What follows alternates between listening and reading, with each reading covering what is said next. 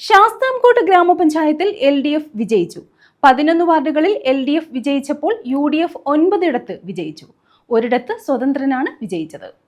ശാസ്താംകോട്ട ഗ്രാമപഞ്ചായത്തിന്റെ ഭരണം LDF നേടി. 11 വാർഡുകളിലാണ് LDF വിജയിച്ചത്. 9 ഇടത്ത് UDFും 1 വാർഡിൽ സ്വതന്ത്രനും വിജയിച്ചു. 1-ാം വാർഡിൽ UDFിലെ അനിൽ പനപ്പെട്ടിയും 2-ാം വാർഡിൽ UDFിലെ റിയാസ് പറമ്പിലും 3-ാം വാർഡിൽ LDFിലെ ബിന്ദു ഗോപാലകൃഷ്ണനും 4-ാം വാർഡിൽ LDFിലെ അനന്തലക്ഷ്മി RSും 5-ാം വാർഡിൽ LDFിലെ മായാദേവി എസും 6-ാം വാർഡിൽ UDFിലെ PG വിനോദ് കുമാറും 7-ാം വാർഡിൽ UDFിലെ B ബിനോയും വിജയിച്ചു.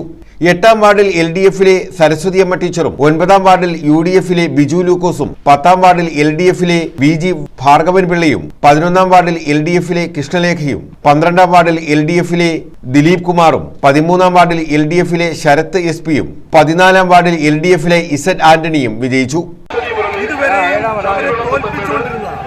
അതിന് സംഭവിക്കരുത് ഇഞ്ചോടിച്ച് പോരാട്ടമായിരുന്നു. എനിക്ക് ചാരിതാർത്ഥ്യമുണ്ട്. ഞാനൊരു പ്രതീകമാണ്.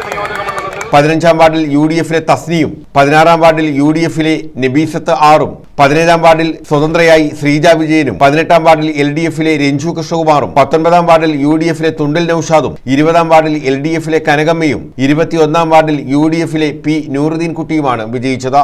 തീർച്ചയായും ശാസ്താംകോട്ടയിൽ ഏറ്റവും കൂടുതൽ ശ്രദ്ധിക്കപ്പെട്ട ഒരു മത്സരമായിരുന്നു.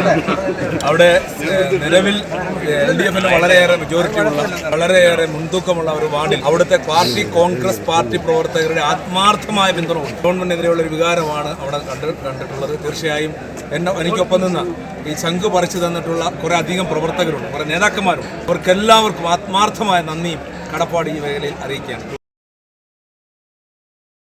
News bureau, Sasthamkotta.